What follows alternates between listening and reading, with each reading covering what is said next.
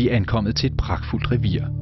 Der er råvildt så langt øjet rækker, og ingen af dyrene udviser den helt store angst for hverken biler eller mennesker.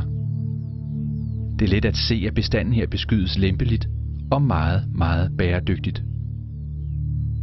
Selvom enhver bukkejæger nok vil hævde, at han eller hun kan huske hver eneste af sine bukke, så er der dog nogle, som sætter sig kraftigere spor i erindringen end andre.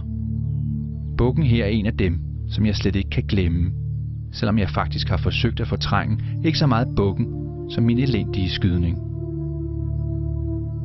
Det første aften på jagt. Slavik og jeg har kun lige mødt hinanden, og da vores sproglige kundskaber heller ikke er alt for store, så ved vi ikke rigtig sådan, hvad den anden står for. Jeg er overbevist om, at vi hver især forsøger at gøre så godt et indtryk som muligt. Og der er ingen tvivl om, at vi er taget ud til et af toprevirerne, for planen var oprindeligt, at vi skulle om bag et par enge for at sidde i et særligt godt tårn hele aftenen. Men aldrig så snart er vi drejet fra asfaltvejen og ind på markvejen, før denne pæne buk får os til at springe ud af bilerne over hals og hoved. Vi skynder os at sætte skydestokken op, og så begynder mit livs værste nedtur som bukkejæger.